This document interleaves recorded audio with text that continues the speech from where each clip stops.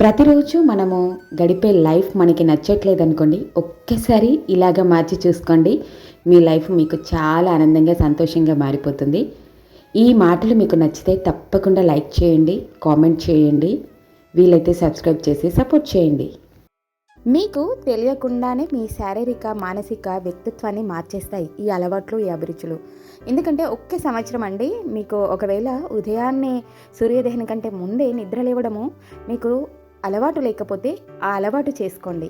మీకు ఏదైనా సరే, ఏ పనైనా సరే ఎక్కడివి అక్కడ పెట్టడము అలవాటు ఉంటే ఎక్కడివి అక్కడ సర్దుకోవడం అలవాటు చేసుకోండి.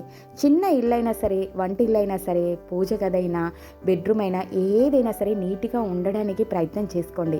ఇవి ఎలాగుంటాయంటే మానసిక ఉల్లాసాన్ని మనకి ఇస్తాయి. ఇల్లుని మించింది ఇంకొకటి లేదు. ఇంట్లో పాజిటివ్ ఎనర్జీ గెయిన్ అవ్వాలి అంటే ముందు ఇల్లుని మనం అమర్చుకునే దాన్ని బట్టి ఉంటుంది. ఆ ఇల్లు మనకి మనసుకు నచ్చినట్టుగా అమర్చుకున్నాం అనుకోండి, ఆటోమేటికల్గా మన మనసు అనేది పాజిటివ్ ఎనర్జీ మనకి తెలియకుండానే మన బ్రెయిన్లో ఒక మంచి వైబ్రేషన్స్ మొదలవుతాయి. ఎటువంటి ప్రాబ్లమ్స్ ఉన్నాయి సరే మంచి మంచి ఆలోచనలు వస్తూ ఉంటాయి.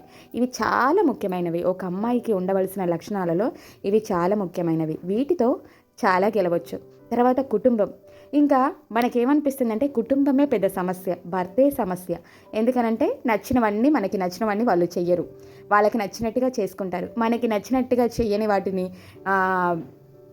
ఏంటంటే అవి భూతద్దంలో పెట్టి చూసి మనం అవాయిడ్ చేస్తూ ఉంటాము, నెగ్లెక్ట్ చేస్తూ ఉంటాం. అలా కాదు, మార్చుకోవాలంటే మార్గాలని వెతుక్కోవాలి. వాళ్ళ వ్యక్తిత్వాన్ని బట్టి మనము నడవడి మార్చుకుంటూ మెల్లమెల్లగా మార్పును ఎలాగంటే సింపుల్గా గెయిన్ చేయొచ్చండి. ఎందుకంటే రోజులు మారుతున్న కొద్దీ, వయసు పెరుగుతున్న కొద్దీ తప్పకుండా మార్పులు వస్తాయి. ఆ మార్పుని తీసుకొచ్చుకున్న విధానాన్ని బట్టే ఉంటుంది.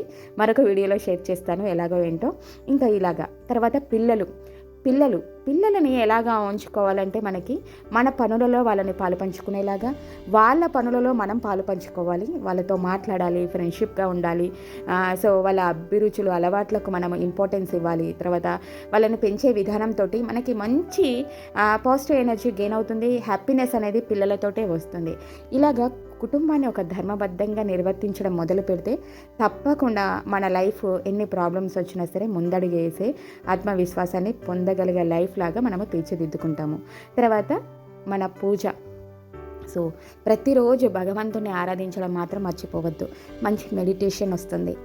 భగవంతుడు ఉన్నాడనే నమ్మకము మనము కలిగేలాగా పోస్ట్ చేసుకున్నాం అనుకోండి, తప్పకుండా ఎన్ని ఆపదలు వచ్చినా, ఎన్ని ప్రాబ్లమ్స్ వచ్చినా ఒకరున్నారు అనే ఆత్మవిశ్వాసము మనకి తెలియకుండానే వస్తుంది.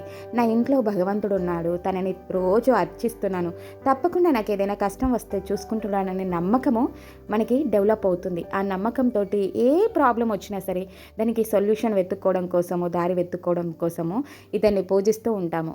ఏదో ఒక దారి అనుకోకుండా దొరుకుతుంది. సో మనం నిత్యము భగవంతుని ఆరాధించడం కూడా మంచి అలవాట్లు. ఇలాగ అభిరుచులు, అలవాట్లతోటి జీవితాన్ని గెలవచ్చు. ఒకప్పుడు చాలామంది ఈ అభిరుచులు, అలవాట్లతోటే జీవితాన్ని గెలిచారు. ఆత్మవిశ్వాసంతో ముందడుగు వేశారు. అన్నీ సమకూర్చుకున్నారు లైఫ్లో. పిల్లలని పెద్ద చేశారు, ఒక మంచి పొజిషన్లో నిలబెట్టారు. కానీ ఇప్పుడున్న పరిస్థితులలో, ఇప్పుడున్న సొసైటీలో ఆర్టిఫిషియల్ థింగ్స్కి, డబ్బుకి ఇంపార్టెన్స్ ఇవ్వడము, స్టేటస్కి ఇంపార్టెన్స్ ఇవ్వడము, సో లైఫ్ని వేరే వాళ్ళ లైఫ్తో పోల్చుకోవడము, ఇలాంటివన్నీ జరుగుతున్నాయి. సో ఇవన్నిటిని మనము లైఫ్లో ఉన్నాయి అనుకోండి, మనకి ఇవన్నిటిని అవాయిడ్ చేయడం మంచిది. తర్వాత మీ జీవితం గురించి మంచి ఆలోచనలను మొదలుపెట్టండి. ఇది ఉత్తమమైన మార్గం. ఇంకా ఎందుకంటే అండి, లైఫ్లో ఎన్ని ఉన్నా సరే ఏదో ఒక సమస్యలతోటి మనం పోరాటం చేస్తూ ఉంటాము. అందులో ఆర్థిక ఇబ్బందులు ఉన్నప్పుడు మనము ఒక అడుగు ముందుకు వేయాల్సిందే.